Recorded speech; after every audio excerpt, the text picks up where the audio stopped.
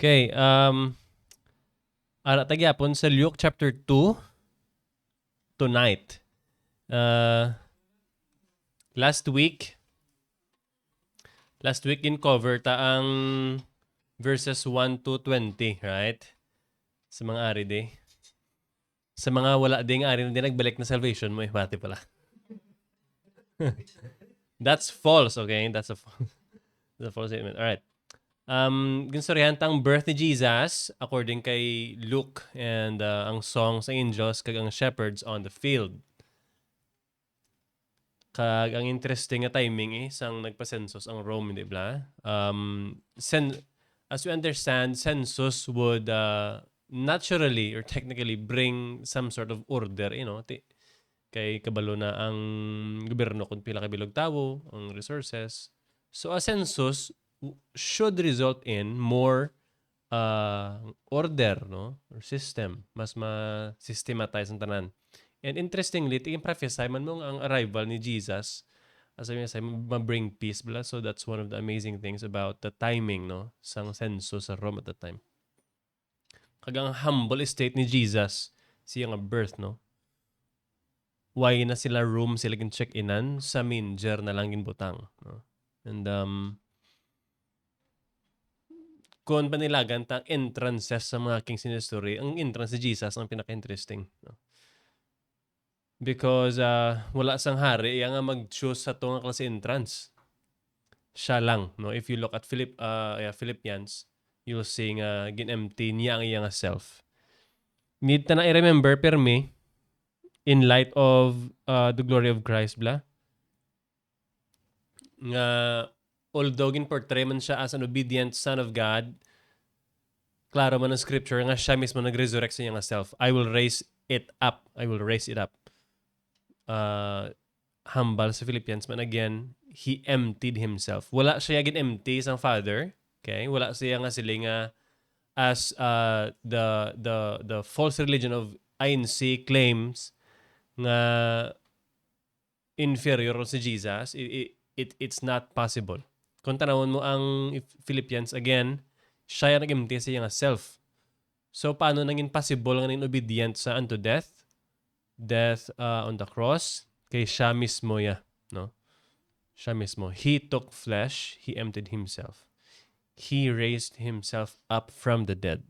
So, gusto ko lang emphasize sa mga part.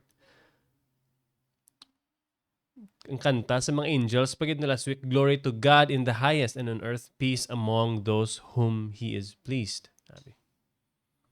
Multitude of angels singing. Ano na sa pamatian, no?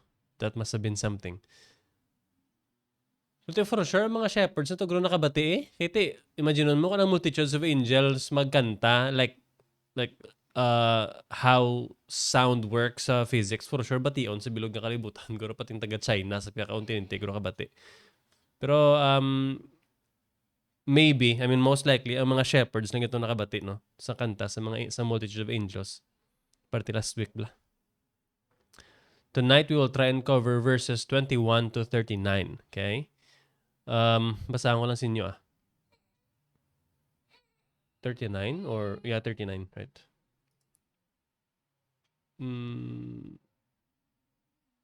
And okay. Right, Luke chapter 2 verse 21. And at the end of 8 days, when he was circumcised, he was called Jesus, the name given by the angel before he was conceived in the womb. And when the time came for their purification according to the law of Moses, they brought him up to Jerusalem to present him to the Lord. As it is written in the law of the Lord, every male who first opens the womb shall be called holy to the Lord. And to offer a sacrifice according to what is said in the law of the Lord, a pair of turtle doves or 2 young pigeons. Now there was a man in Jerusalem whose name was Simeon. And this man was righteous and devout, waiting for the consolation of Israel, and the Holy Spirit was upon him. And it had been revealed to him by the Holy Spirit that he would not see death before he had seen the Lord's Christ. And he came in the spirit into the temple, and when the parents brought in the child Jesus to do for him according to the custom of the law, he took him up in his arms and blessed God and said, Lord, now you are letting your servant depart in peace according to your word. For my eyes have seen your salvation, that you have prepared in the presence of all peoples, a light for revelation to the Gentiles and for glory to your people Israel. And his father and his mother marveled at what was said about him. And Simeon blessed them and said to Mary his mother, Behold, this child is appointed for the fall and rising of many in Israel, and for a sign that is opposed. And a sword will pierce through your own soul also, so that thoughts from many hearts may be revealed. And there was a prophetess, Anna, the daughter of Phanuel, of the tribe of Asher. She was advanced in years, having lived with her husband 7 years from when she was a virgin, and then as a widow until she was 84. She did not depart from the temple, worshiping with fasting and prayer night and day. And coming up at the very hour, she began to give thanks to God and to speak of him to all who were waiting for the redemption of Jerusalem. And when they had performed everything according to the law of the Lord, they returned into Galilee, to their own town of Nazareth. Diba pa i-bless na ni Lord? Verse 21, sang 8-day-old si Jesus, pero si John the Baptist, ginpaltak man sa his parents, following the tradition of circumcision. Sa ano pa naging mandate, gani? Genesis 17:12 ng earliest na makita mo. And this is 1,700 years pa ning mandate ya. No? Siling, he who is 8 days old among you shall be circumcised. Hambal ni Yahweh kay Abraham. Every male throughout your generations, whether born in your house or bought with your money from any foreigner who is not of your offspring. So, again, hindi na siya nga slavery, yung same sa western slavery, nga ka-gruesome, cruel. Tingin namin, di nga foreigner ya, ni Yahweh. Nablang, kung may servants, kamo ginapasilduhan, kamo, well, tiyang terms on a slave man, pero ang lain niya nga notion niya.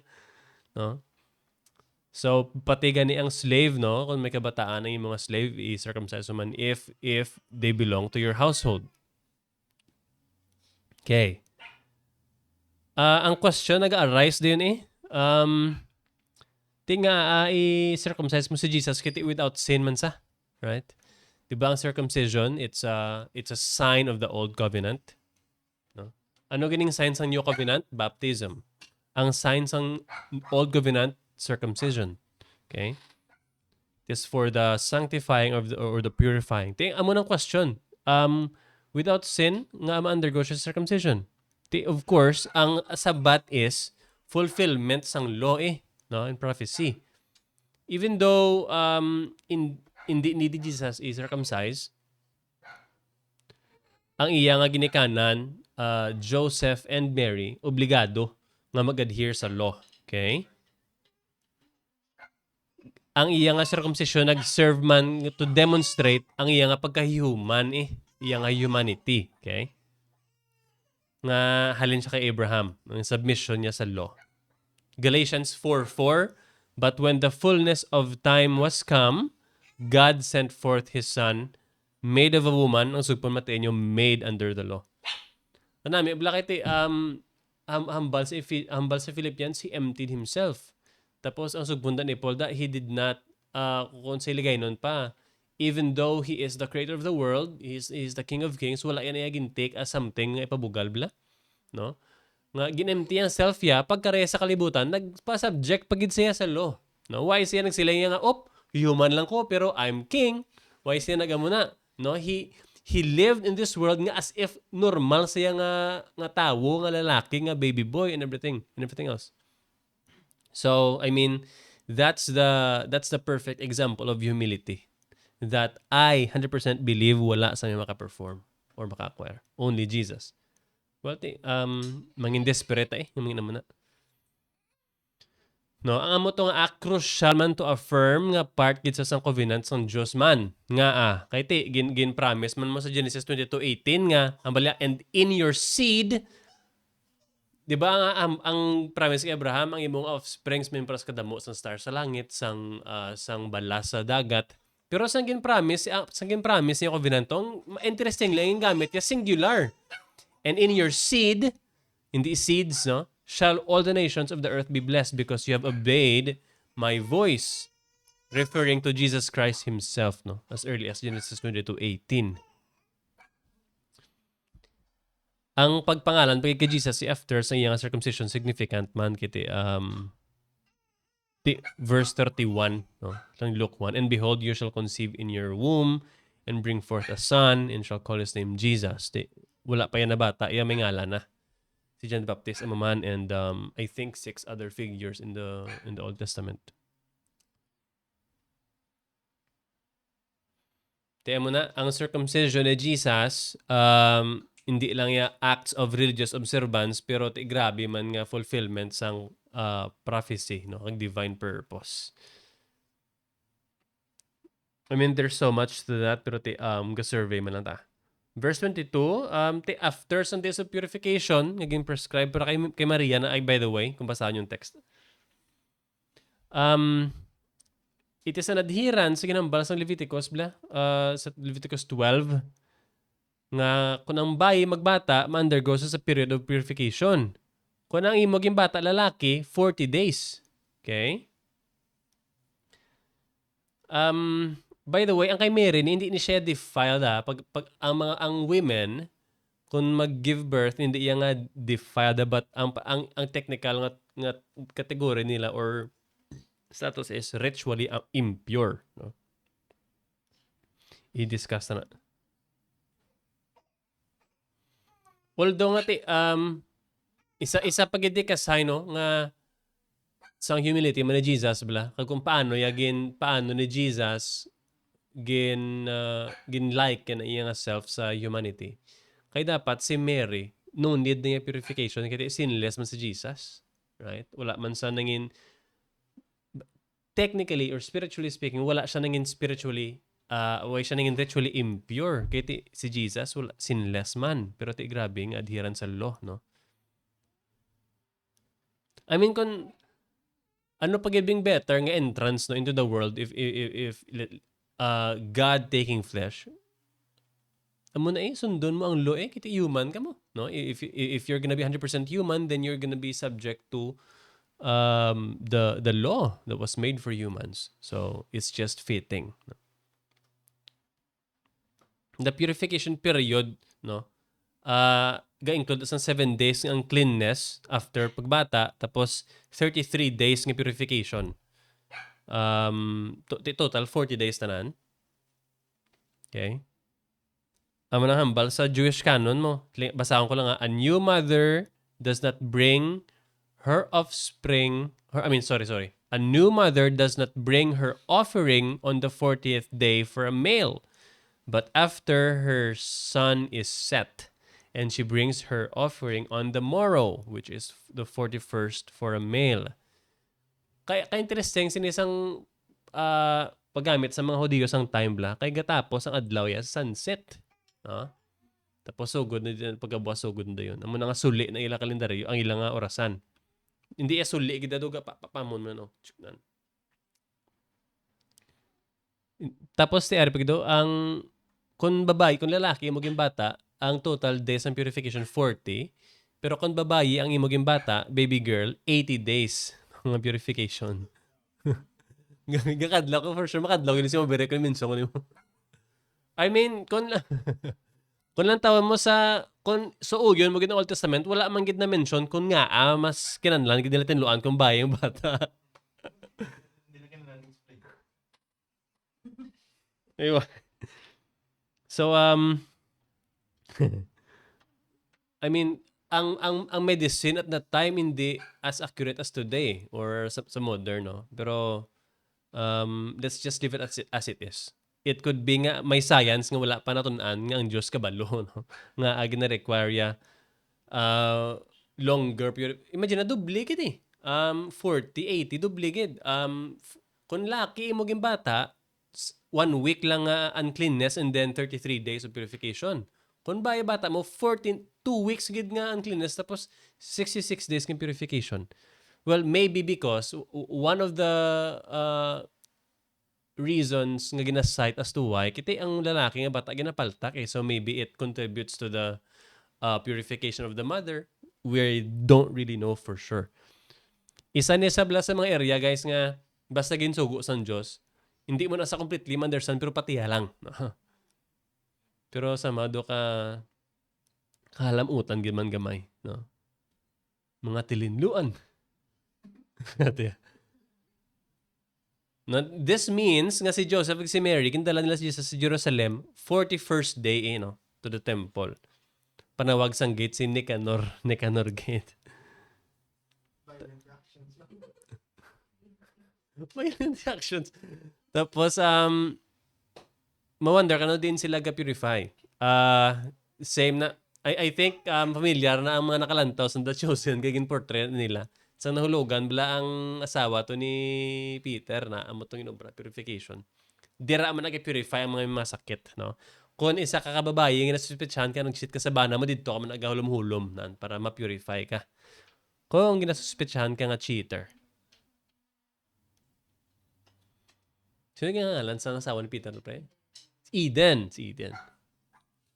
Okay. Anyways. Tiyan mo ning first nga entry ni Christ, ni Jesus sa temple, no? Fulfilling the prophecy. Malakay 3:1, and the Lord whom ye seek shall suddenly come into his temple. Tingin present ni Mary yung firstborn, the Messiah. No? Grabe nga significance both sa Jewish ritual kag sa Christian theology. Di nga mahambal ang verse 23, no? Nga mahambal ang verse 23. Basa ko blot. Kung nabuksan Bible ko ba? Basa verse 23. As it is written in the law of the Lord, every male who first opens the womb shall be called holy to the Lord. Ano na sa simple nga translation, no? Kung lalaki ang subang, that child is sanctified unto the Lord. Meaning, iya na sa sang Diyos. So, tandaan nyo na iya na sa sang Diyos. Nga mo na yung napatihan nila. No? Dumdum ka mo sa natabo sa Passover nga by the way, nga kabalo ka mo nga Passover na. Kay ang angel of death nag-pass over lang sa mga panimalay. Amo na nga Passover. Nami ako na sang gumati ko sang wallet tubla ni Don Carson nga referring niya sa assurance of salvation bla. For example, biti kami to ni mabirek ng magkumpare kami to. Tapos ga pangapi kami bla. Kaya nang before to mag-agi ang spirit of death kin palamhit to sila sang dugo sang lambi sa doorposts. Kaya mo nang sign nga, imbes nga patsyon sang spirit of death, ang imo nga subang nga laki, malabay lang sa the spirit that will pass over your house, or your home, or your door, no? Ti, nang kulbaan gid sa birek, pre, pero ti, malabay lang spirit of death karon ba? Matsag mo, patay si bataon. Sa bat ko ya, hindi niya palabya. Minsan, pila pa kalabay. Sabi, ang isa confident, ang isa nakulbaan. Pero paglabay sa spirit of death, safe ilang subang pareho. I mean, the essence of the analogy is, ang salvation mo, waya na base sa imo nga kumpiyansa. No? Kaya kung kumpiyansa lang, si Mel ang pinakaluwas eh. Pero tingin kumpiyansa, daan. Kakadalay. So anyways, nga mo na gin-mention, no? Nga nabilong sa Diyos. every male that opens the womb shall be called holy to the Lord. Meaning, ang firstborn, iya sa Diyos. Amo na may practice sila nga, i-redeem mo dapat ang bata mo, balayran ka. Simple, grabe nga, ano no. This practice was established during the plague in Egypt. Anyways, roughly, wala ko na compute ba? Kaya ang parents, dapat nila i-redeem 5 shekels ang ilang firstborn son. No? Para mangin imo, bala? Kaya iya pala ni Lord mo. Para mangin imo sa. Tubuson mo sa. Hindi patawa, tuod niya. Gina-practice nila. No? In respect sa Passover. Yeah. When Jesus entered into this world, nangin subject man sa samo to. Although he was divine, ang iyang earthly family nag-follow gid sa Jewish law, no? Amo na nga si Mary nagdala to sa sang iyang offering. The Redeemer of the world also redeemed. Grabe, no? It's an interesting thing to say. Ang detail highlights ang ining themes ng redemption kundi si Jesus being born under the law, no? Na fulfill, nag-liberate sa aton sa curse ng law. Amo na tandaan tagid ka-amazing bala. Ang he who redeemed us from the curse of the law subjected himself under the law. And, I mean, ang na-appreciate ko sa amo ng idea, bakit hindi siya yung klase, isang redeemer, nga distant, nga ang gingamit ko, I guess, ng example, sa aton silang Christian, ang mga millionaires lang ga-donate sa charity, bla, na ang mga nakabenepisyo sa kwarta nila, wala gasaling salamat kay Bill Gates. No? Wala na yung madonate sa charity. Why na din niya? There's no personal connection at all. And that's how our Savior is different from a human benevolence. Kay siya mismo yan gin-subject yung self niya sa ginagyanta, no? As a matter of fact, ang tanan-tanan ng ginantos kung i-compare sa ginantos siya, hindi ma-compare. Okay? Grabe. Tapos, verse 25, there was a man in Jerusalem, ngalan niya si Simeon, no? Kilala sa iyang integrity and devotion. He was not just another resident of the city, pero kilala no? Someone of note. Kilala sa iyang righteousness, iyang pagka-just, no? Ano pag-describe siya? Waiting eagerly ang gamit ni Luke no words, consolation of Israel. Ang ginaminda is a coming of the Messiah. So ini nga tawo, gahulat siya sa Messiah. No? Matiin yung nga parts. Ang idea, blang Messiah ang comfort or consolation. Halin sa may wrote sa Lamentations. Lamentation 1:6, the comforter that should relieve my soul is far from me. Grabe na. Tiyan mo nang sila ni Simeon yung gahulat sa isang consolation sa Israel. May idea sa mga prophecies, no? Ang interesting, bakit gin-lead sa Holy Spirit to go to the temple. So timing man ito to si Maria kag si Joseph, no? Amo nang ga-strike sa akon nga kay interesting bala. May awareness saya, no? Imaginable for after kay Malakay. Well, yeah, after kay Malakay, nangin silent for 400 years. Tapos, now we have this random guy, no? Nga nagkadto sa temple waiting for the Messiah. Verse 26, it was revealed to him, no? By the Holy Ghost. Hindi iya nga damgo para sa wise men or para sa kay Joseph or heavenly voice, pero direct yung inspiration by the Holy Spirit. Nga ano? Nga hindi siya kuno mapatay hasta hindi iya makita ang manluluwas. Grabe, no? Ang interesting ni Simeon, kay siya ni sayang tao nga why na ta ideya nga kung sino pagid ni sa aside sa hambal ni Luke nga just sa nga tao and known sa mga aside from that, why na kita idea kung sino ni saya? Pero grabe, gin-reveal siya ang isa ka tawo nga unique, gin-reveal siya sa Holy Spirit nga hindi ka mapatay kung hindi mo makita ang manluluwas. So, Permita ginambal, no? Tomorrow doesn't belong to you. Pero siya to yung tao, yung may ideya nga, hindi pa kang patay today. Matulog siya nga, sure sa hindi isang patay. I haven't seen the Savior yet, so I will have another day tomorrow. Siya lang to yung tao nga, sure, gidya. Grabe. He wouldn't die until he had seen the Savior with his own eyes. Although may pagtuon na siya sa Messiah, no? Kiti, nga may pagtuon na siya sa Messiah, kiti kabalo man sa sang writings, sa Old Testament, he knows about Abraham. So kabalugid siya that the Messiah will come, no? Pero arilain pagid niya seeing him physically. Ang gingamit niya nga word the Lord's Christ, no? The Lord's Christ. Usually ang pag-address sa Jesus siya si Lord ba? Lord Jesus Christ. Are you the Lord's Christ referring to Yahweh, the Messiah of the Lord, the Jehovah's Messiah, no? Yahweh's Messiah. Ang verse 27 to 28 nagapakita sa aton nga si Simeon was led by the Spirit magkadto sa temple. Sa timing man nga si Joseph ug si Mary gindala to ang 41-day-old nga baby Jesus, no? With excitement ginano ya si Jesus ginkugos, no?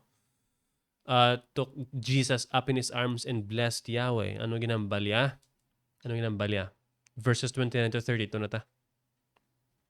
Lord, now you are letting your servant depart in peace, according to your word. For my eyes have seen your salvation, that you have prepared in the presence of all peoples a light for revelation to the Gentiles and for the glory of your people Israel.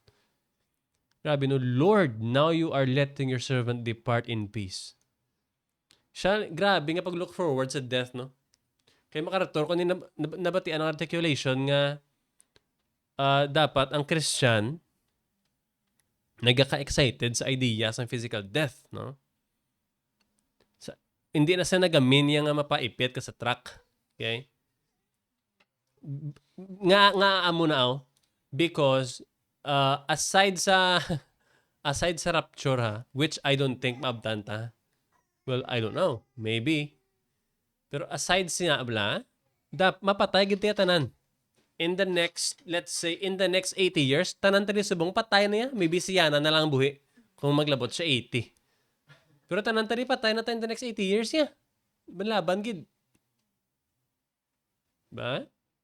So, as a Christian, kung wala pa ni sa mind mo you should pray to God and fellowship more, serve the local church more. Hasta nga mag-grow ang assurance mo, maglabot ka sa punto nga ka-excited kaya patay. Kay paminsan wala maano ka pa dihaw? No? Sa una, mayara ko na sang idea nga, Lord, gapregi ko ya. Lord, makapangasawa lang ko, Lord, pwede mo na kukwao na. Tapos gani, dayon sila ko, hindi, lang. Makatapos ang guro kabataan ko sa college, pwede na. Gamu ka na bla, nga, tapos eventually, sang sige ko bla, grow sa Christian ka, grow man tamo, no? No matter how slow. Sila ko, oh Lord, no? Nga agi na hulat ko pa makapangasawa, pwede mo makukuhaon subong. Ano pagid nga joy ang makatupong sa seeing your face, man? No? Ano pagid klase joy ang makakompare sa joy mo sa langit, man? No? Biskan ano pa wala sang biskan best marriage with the best kids, with the best house, with the best jobs and the best cars, hindi maka-compare no? Sa absence of sin. Amon naman ang difference mo. Ang difference naman lang gid sang subong naton kag sa langit is the presence of sin. Kay luwas naman ta. Kabay pa luwas ka mo. Ako luwas ko. No? Amo na ang difference. Why na iban? Ang eternal life hindi mag-start sa glorification na. Eternal life is today. Today is the day of salvation. No? Tiyan mo na, amo ni Simeon blow. Lord, now, kita ko na sa Lord, abaw ko namin. Now you are letting your servant depart in peace according to your word. Hambal mo Hambal mo, Lord Kung sa pakwaan ako di. Wait, kabalo ba si tigulang siya siguro. Either gami na sakit ato guro. May mga gout na guro. Sila nga, for my, verse 30, amo na ginagabal sa verse 30, for my eyes have seen your salvation. Gin-personify ang word ng salvation. For my eyes have seen your salvation. Ano ko that you have prepared in the presence of all peoples a light for revelation to the Gentiles. Grabe yung pag-acknowledge ni Simeon sang pagkambali pa lang bala Lord, no? I mean, nag-signify na siya, nag-recognize ka sang control sang Diyos over life and death, no? It speaks of himself, he speaks of himself as God's servant. Ano sa point? Lord, now you are letting your servant, no? Nag-signify man sang grabe nga pagpakaubos bla, no? And honor. Depart in peace, no? Grabe nga readiness and desire for death, no? We're not talking about being morbid, ha? May to si Anthony, ano mo? Phrase blang ang kamatayon kuno ginadalian pero wala ginakalangkagan. Damo nang iyang ano. And ginatry ko sa hindi. Ang idea blang nga gadali ka mapatay. I mean, paano man inablang gadali ka mapatay in a sense nga anytime okay lang. Pero wala ka man gadali nga ginapabayaan mo kagulingon mo. Muna bala? Kaya your physical well-being is your spiritual responsibility, right? If you are letting your body rot, you are being spiritually irresponsible. Mo ginaya, no? Kung inogpahuway na, way mo ginapahuway. Kung nakakaon ka na, kaong kaliwat. Mga mo na, spiritual, aabi mo, spiritual responsibility, ginaya, no? Kaon to guru liwatay. Ito ka namin, no? Anyways, and damo pa. You're harming your mental health by doom scrolling. Damo niya. We can mention a lot of things and hindi tamo boss. So amo na we take care of our body, our mind nga because we are here to serve God with competence and serve God with kung ano ang best mo no? I mean, how can you serve God sa imo nga best kung gahinder sa imo ang imo nga mental faculties, mga physical faculties? Hindi ka kapangalagad tadlong, right? No? Okay. Kaya ang iya nga depart in peace, same na sa pag-portray sang kwan. Sang nablang grabe, blang pag-look forward sa kamatayon, bala? Portraying death as a release from earthly bonds, no? John 13:1, Philippians 1:21, mga text silang kapakita sa aton nga ang kamatayon gina-portray sa as do nakagwa ka sa prisowan bla, no? I mean, in a sense, sakto gyud man na. Kaya pa minsan mo subong bala aside there are a couple of characters sa Bible again rapture lang ya, way napatay, no? And I don't think matabo na sa aton. I don't think so. I mean, if God wants to rapture Mel, he can. Oh Lord, please. Ate.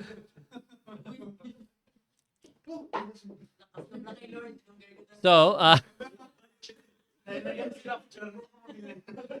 hindi na sa magtuod kiti ng ang amillennialism tuod mo. Dungan na tanan niya. So, in a sense nga, ang nagapugong or ang nagakutikot pugong na lang sa aton nga makapalangit is ang aton nga physical life. Amo na nga. Kung madula na ni physical life ta ara sa absence of sin nga state, grabe. Glorification state. Glorified state gali. No, nami sang ang calmness ni Simeon bla, no? Ay do siya pa Lord ha? Hambal mo ha, no? Hambal mo. Grabe. He speaks of having seen thy salvation, no? I've seen your salvation, referring to Jesus nga embodiment sa kaluwasan. Grabe, no? Kagte ang sugpon niya, ang salvation hindi lang for Israel as a race, no? Gin-prepare siya in the face of all peoples. By the way, basta na-confuse ng mga peoples. Well, it refers to ethnicity, no? People of America, people of the Philippines, peoples, no? Two kinds of peoples. Pero ang plural is ang people, ang ano ya, plural na ng people if referring to um numerous persons, individuals. Manginamin naman to ni Simeon is ay ini nga kalawasan niya hindi ni para lang sa Jews by race but for all races.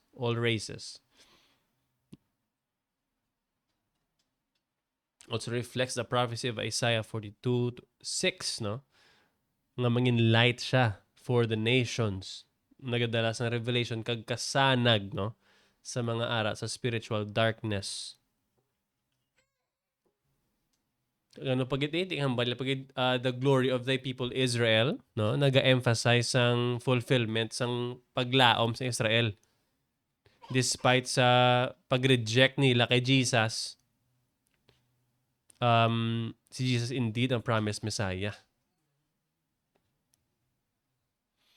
Ang mga words sa ni Simon, hindi lang to personal testament, pero prophetic statement pag ito, kaya may maging panghambal pag ito sa dugay-dugay, way pinatabo. As a matter of fact, ang impahambal nito iban to, way pa ito natabo, kaya wala pa na-reject si Jesus. Right? Yung verse 33 naman niya, ang hambal sa verse 33, na nagmarvel gid si Joseph ag si Mary sa nabatian nila kay Simeon. Nga alag marvel sila, no? Bala na ano gid sila, na surprise sila nga nga amo to pamasim. Of course not. Tanan-tanan tong ginambal ni Simeon, kabalo to sila ya. Kagin sugiran to sila ni Gabriel, no? Natabo man to kay Zacharias, natabo man to kay Elizabeth. Di nga na surprise sila. Kaysa Manila, di niya naging kuha ya. Do kami mo lang to ginambalan. No? Sir updated ka man gali. Dira sila yan nagmarvel sila sa amo nga fact bala nga may ara pagigli isa nga kabalo, no? Luke 1:32, the angel Gabriel told Mary before Jesus' conception that he would be called the Son of the Most High. Simeon knew that. Joseph was reassured by the angel sa damgo nga ang iyang anak was from the Holy Spirit. Simeon knew that. Zacharias man, no? Recognizes Jesus' divine nature even before his birth. Kag mga shepherds pagiti, no? Tiyan mo na nga ka-astonishing sa part ni Joseph ug ni Mary kay may prophetic context, no? Ang timing kag ang source bla, no? Para sa isa ka stranger, hindi ito siya kilala para sa isa ka stranger guided by the Holy Spirit. Masulod sa temple sa amo gito nga moment sa i-offer si Jesus. Hindi pwede nga do sa buwas ka lang or dugay-dugay lang pagkatapos nga dungan gid, no? Kagang consistency sa tanan to nga sources. Verse 34, si Jesus ang mag-set sang fall kag rising again of many in Israel. I mean, maybe it could mean something political. I think it can be interpreted nga maging political, no? Kaya grabe ang ano sang Rome eh. Rome basically fell because of the Jesus movement. Anyways, but ang fall I'd like to think na nag-reverse sa stumbling kag spiritual downfall sa mga nag-reject kay Jesus sa Messiah.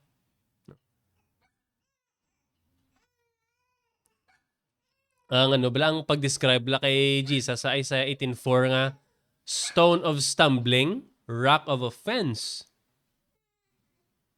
So makita mo nga si Jesus, why si Jesus as a Messiah came into this world not just to illuminate or to save, but also to stumble and to damn those who are not his, no? Amo na ya. Conversely, rising again si Jesus, siya man namang means nga damo-damo man ang mga spiritually uplifted, no? Especially ang mga ginaasi-asi, no? Grabe. Di isa pag a sign which shall be spoken against pag ikunamba ni Simeon. Controversial nga mga teachings, miracles, no? Kay ti nagkakakibot ang mga Pharisees nga lain pag sa pag-interpret sa Old Testament yaw. Amo nang contention no, if you read the whole narrative sa New Testament, may mga interpretation si Jesus nga way pa nila maslapo ya. Ti malalisay sila anong ginamin mo ni? Ti nga tsak kon tapos gulpi sila claim ni Jesus nga tanan-tanan ni nga ginapanghambal sa Old Testament ti Moses ug Psalms para tinisakon. Grabe no. Gasala sila imagine na claim si Jesus nga tanan-tanan para ti sa law kag sa Psalms kag sa prophets ako na da ang ginasurihan nila. Te ang mga spiritual teachers gasala no? I mean ining karpentero from Nazareth. Well, Jesus was a very common name back then. Ining craftsman, maklaim siya nga iyan ni tanan. Kakastumble sila. Grabe. Dual nature, no? Ang pag-capture ni Simeon sang matabo sa life ni Jesus. Mangin source siya sang salvation, mangin source man siya sang division, right? Kagti I think we're seeing it until today. Kaya amo na bala nga ang preaching sa pulpit or ang preaching of the word of God hindi lang na saya nga comforting those who are in pain, hindi lang na sa solidifying those who are in the truth. It should also be utilized nga pangtabog bala sang mga sala-sala da, no? Kay ti ang mga tao yang iyas ang Dios ya makabati sang message ng repentance, ma-repent kinaya. Kung hindi kaya sang Dios ya ti malagyo ka no? Hindi kaya kasaho mo. Nang nablang dua ka human beings, same lang sa human beings, same sa mga kasala. Nga ang Isaya pagkabati sang gospel nagtuo ang Isaya nang aking pagid, no? So there's that. Verse 35, a sword will pierce through your own soul. Also, ang bala kay Maria, a sword will pierce through your own soul, so that thoughts from many hearts may be revealed. Grabe no, kung imagine nun, mabla ang pangagyan ni Maria. Ano ihan ang ginami ni Simeon nga may sword mag-pierce sa soul niya. I mean, halin pa lang sa pagbusong niya nga daan, grabe na ito nga pagganto siya. Wala ka ba na nga nagbusong ka, luya Diba? Ano nagbusong ka na, doon na okay ng tanan, sige, maka mo silo-silo. Right? Ginhanting pag ang imo nga bago ka ng bata, ginhanting pang bata mo sang hari. Grabe gid ya, grabe gid nga pagantos. Well, wala na sang may mas makakompare pa sa sakit nga kita mo imo nga bata nga patay Ara si Mary sa crucifixion mo. Ara gid siya mismo sa feet sang cross pagkatapos. So may imagine bla ang ginapanghambal ni Simeon no. Gapamati guro si Maria guro grabe. Siya lang yang Christian niya. I mean, kita as Christians kabalo man ta nga may suffering sige maabot. But we don't pero wala ang Ginoo yan nag-promise ng suffering sa aton pareho sa promise siya kay Maria no? I mean, if you, as a Christian, if you look at the Word of God, tanan-tanan mo nga makitaan niya, it's almost all comfort. Bisa may problema ka, my yoke is easy. Si Maria, a sword will pierce through your own soul. No? Sabi. Unique maging ang kuling ni Maria. So thoughts from many hearts may be revealed. Ang manusog po niya. Kiti, like si Judas, no? Sunod-sunod sa kay Jesus, hindi lilayan ang plano niya, no? Mayara man ara sa mga position, like si Joseph Arimathea, manggaranon to siya, no? Manggaranon sa nga, nag-believe man siya, no? Well, we know that he believed, kay tungod nga siya ang nag-sponsor bisang tomb ni Jesus, no? Kaya ang ginlob nga to kay Jesus nga tomb, kung lang tawag mo historically, hindi ito sa pambigado Ang maka-afford lang sa amo to nga tomb, mga manggaranon lang. Nga may rolling gid mo na kag may mga amo gito na kung lang tawag mo sa archaeology, kung i-visit mo ang tomb nga ginlobban kay Jesus, hindi pang pigado.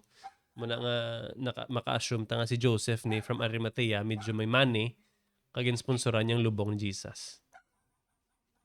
So ang point ko bala nga through kay Jesus man nga pagkari na-reveal gid kung sino gid may tsakto nga tagipusoon eh. No? Di mo na, although it's an interesting conversation, kiti initially si Peter gindinas Jesus eh. No? Pero na-vindicate gito siya kay after ya kita ay Jesus nga niresurrect kay no fear na sa mo. No? Sabi.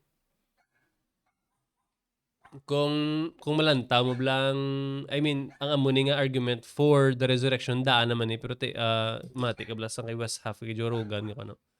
Paano mo i-explain ang 12 or 11 ka mga scared nga disciples sa upper room sa Last Supper, gasalala gito sila yan, like papraning gid bla, like scared for their lives. Tapos gulpi lang after sa resurrection, mga way na nakulbaan. Tapos ang mga nagsinunod sila, ginapangatag ang kabuhi ya. Kung lang tawon mo ang history sa martyrdom, I mean ang Facts Book of Martyrs, ito grabe ka libro. Sila mismo gambala nga patsa na lang kami. Gamon na ya. May isa ka writer, isa ka general, si Pliny. Gambal sa nga, sir, mga Christian, sir, kapadakop na lang sila ya. Gliblingan ulo nila nga gambal sa nga, sir, taton tanan ni guro. Kaya ang normal nga tawo, kung pahugon mo nga patyon mo, hindi na sa i-deny na ang tanan-tanan mo ihambal, pati yun na iya. Pero ini sa mga Christian, sir, ka-weird. Nga, sige sila naman laga, sige man sila, sir, padakop na lang. Tapos hindi gid sila mag-deny. Tiyan mo tong grabe blang nga confusion nga dutay minority man sa population. Pero bilog nga imperyo, no? Gasala. Panawag sila sa una, the Jesus movement. Panawag sila sa una. Like historically amugin na sa. Grabe, no? Na-reveal gid. So paano mo i-explain? I mean, isa na sa mga proof is ang resurrection. Hindi mo ma-explain nga sa isa ka parts ng history, mga scared gulpi lang after sa resurrection, hindi mo nang punggan. No? Grabe. May mga nagasiling schizophrenic lang sila kuno mo na nga. Galing ang study man sa psychology naga-show nga it is not possible for many people to have the same hallucination. Di pwede, no? So, hindi mo ganyan ma-explain. Hindi na lang explain patihin na lang na resurrect si Jesus para matapos na ta, no? I mean, that's one argument. And of course, there are many more. Okay, may nagtapos na ta. Verse 36 na ta to 38, not much to see here. May prophet, and there was a prophetess, Anna, no, the daughter of Phanuel of the tribe of Asher. She was advanced in years, having lived with her husband 7 years from when she was a virgin, and then as a widow until she was 84. She did not depart from the temple, worshiping with fasting and prayer night and day. And coming up at the very hour, she began to give thanks to God and to speak of him to all who were waiting for the redemption of Jerusalem. Isa pa ginisaw. Aside from kung ano makita today, we don't know much about this woman, this prophetess. Ang prophet, laking prophetess bayi. Ang balanta lang 84-year-old sa, no? Napatay ba na after 7 years of being married? Ang balanta. Pero nga, importante sa, no? Kaya ito to sa, nga-prophesy. Okay? Ano nga na-prophesy about him? About him. All who were waiting for the redemption of Jerusalem. Grabe nga timing, no? Grabe nga confirmation. Ang message ni Gabriel kay Joseph, kay Mary, Elizabeth, kay Zechariah, ang pagkadto nila sa temple, timing at si Simeon. Tapos may another prophet nga nag-prophesy about the Messiah. Grabe, no? Kasi 400 years of silence, wala mga prophets and wala gidya new revelation from God, pero tiari, no? There's a prophetess nga nagasigiwali to. Mawonder ka bla nga, ano na to sa, sangatoon ko, minsar ko, siguro, nagapadayon na to sa prophesy eh. Galit itigulang naman sa 84 naman sa, Gina-disregard na lang siguro sa mga buang na guro nga bayad ng bayad, tigulang buang na guro. Kaya why naman sa kiti mamangkot ka balati kung may mga prophetess gali nga nakabalo gali, may prophetess gali nga naga-prophesy about that baby who was brought sa ina nga temple. Ti nga ado wala may naga-believe dugaw linger sa mind ko lang nga why ni sa nangin sikat. Well, for sure ginlubong na lang tiya sa lipat yo, hindi mati ang bahay na buwang na guro bayad na sa part na. Gamon na guro mga bayad sa priya. So anyways, do ka speculation lang bla. Gulang na siya pero by the inspiration of the Holy Spirit, si Saint Luke ginsulat niya nga part. Meaning, integral to sa grabe kapag confirm la, no? Kaya baye pa sa nga daan, ang kultura sa first century Palestine, ang mga babae, hindi niya masaligan, no? Isa pa naka-interesting man nga idea, blang naka-discover sang empty tomb ni Jesus Christ, mga babae, no? Tapos, nagpanic ya ang mga high priest. Abi ko, hindi patihan mga babae. Ano yung nagambal sila nga, ano yung nagchismis sila nagbangon siya sa sala ka mo. So, isa sa interesting argument for the resurrection, kaya nakadiscover ng mga babae, ito supposedly, pawala na nila, bahay na, di patihan niya. Anyways. No? Taman ka. Pero pinamayra nila mga sundalo para mga gubernador storya, naging kawat lang ang lawas. So, ang natabo, ginpangimatyan nila ang lawas yung kawat nila. Ha? Wow. No? Well, aside from the very obvious na sovereign hands ng Diyos, no, nga at work sa matong time, grabe nga timing, no? Birth, circumcision of Jesus, ang purification ni Mary, period. Pirti nga timing, hindi pag-abot ni Simeon ni Anna to ya. Just amazing to see. Pero aside sinaguro ang nami nga ipander upon gid ang kay Simeon to ang yabla nga desire for death, no? Grabe. Do ka unusual sa pamatin sa nga desire for death, pero pray ta. Prayanta sa Diyos nga gaanta sa amo ng handom bla. Nga the notion of physical death should not scare us. Should not scare us. Damo gidya Christian sa history that we see that were martyred, ginasunog pero gakanta pa hymns, masiling ka, how is that even possible, no? Ginasunog ka tapos imbes nga maagay ka kakanta ka, that's nuts, man. Pero masiling ka, amo na nga may naga-conclude, and I agree nga ang martyrdom gift ginaya. I think kung sunugon mo ko, hindi ko na makaya yan. I-deny ko si Jesus siguro mo. Hindi lang akong Christian tanay, B. Sa mind mo, mas-serve ako, Lord, dyan. Gaw.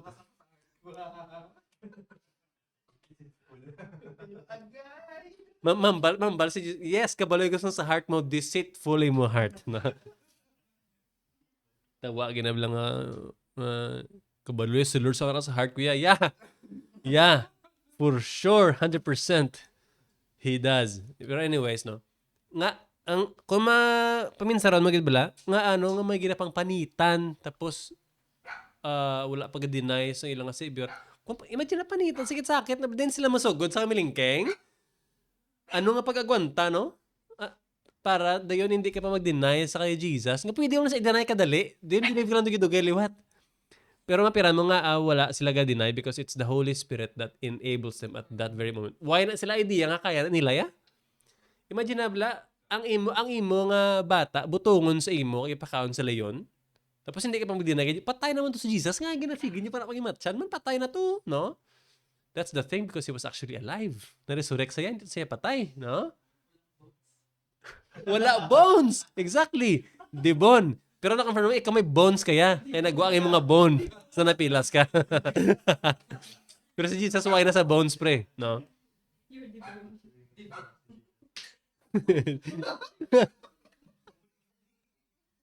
Ay, why. Tintin na. The bones.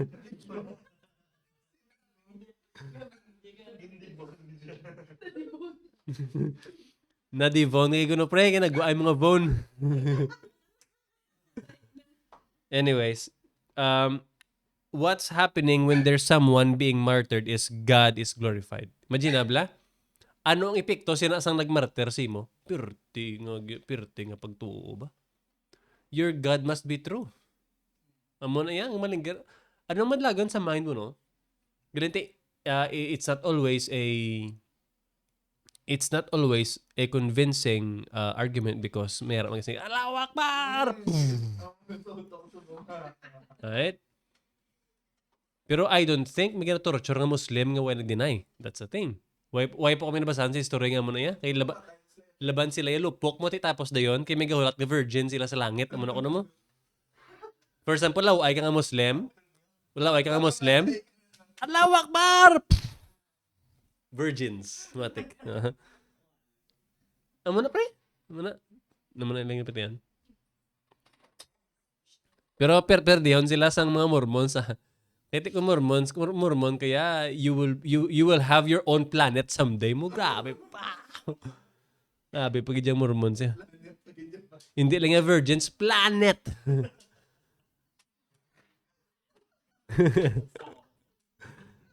so that is what's happening. Sa God is glorified sa mga katabo. Welcoming death on its face. Hi, take me now. And well, that's all we have for tonight. Hallelujah.